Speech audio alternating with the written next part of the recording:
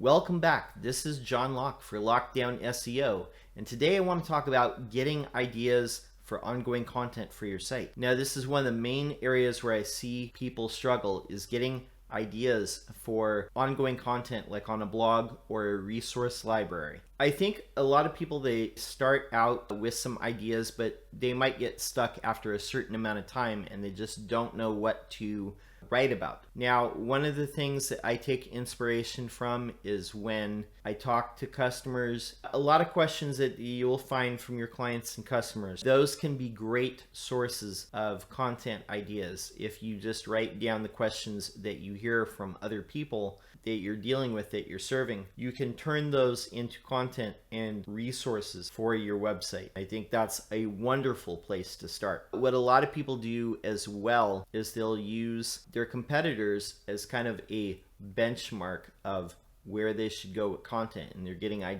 content ideas from their competitors. Now, one way that you can do this is just look at their website and see what they're publishing, kind of go down the list. You can use professional SEO tools to also give you a rough estimate of how much traffic a particular website is getting from a particular page. Now, one of the tools that I have in my SEO toolbox is called Ahrefs, and in this particular product is called Top Pages, where you can type in a domain of a competitor or another website within your industry, and it will give you a rough estimate of the pages that are getting the most traffic on that website. Now, that's one way that you can go through 20 or 30 competitors, and you can write down what pages there that they have seem to be getting a lot of traffic. And some of those, sometimes you'll have just service pages, but a lot of the times you'll also have content pages that are up there, and those are their top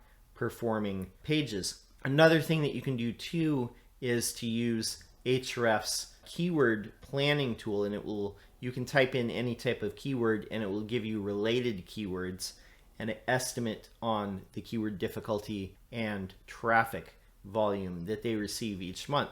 Now, these are definitely ways that you can do this as well. You can, a lot of these tools have variations on this, like SEMrush, KW Finder.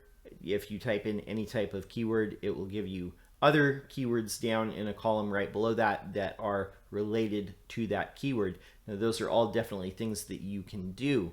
I think the most prudent thing is to write from your own experience and your own professional acumen when you're making content for your site. And definitely don't get too far off from what your core business is when you're writing content. And you could definitely and should definitely put this all in your own words and written from your own expertise and put your own spin on it. Now, some advice that I would give when you're writing content on a regular basis is, if you can in your content reference statistics and hard data that has been compiled in from a report or a survey, any type of report that you can reference that backs up whatever assertions that you're making in that content, that can be very useful. So that's something that I would see if you can do that when you're creating content. Instead of just writing your opinion, reference a researched fact or a survey or a report or a study. That can definitely help. There's other ways as well to get ideas for content, and you can do this by going to forums for your particular industry that you specialize in and see what people are asking there, kind of browse there. One thing that I did for like a long time to get ideas for content was go to the Reddit SEO boards and see what people were asking there. You can also go to sites like Quora, or you can look on places like Twitter and just type in the keywords and see what people are asking, see what these discussions are. Also on LinkedIn, there are many forums that are very active in all sorts of industries, and you can definitely get some ideas from there. So these are just a few ways that you can get ideas for content, to where if you feel like you're hitting the wall with creating content on a weekly or monthly basis, and you just don't know what to write about, or you just don't know what to make a video about, then these are ways that you can kind of get some fresh ideas and continue to build your content library. All right, my name is John Locke. My business is Lockdown SEO.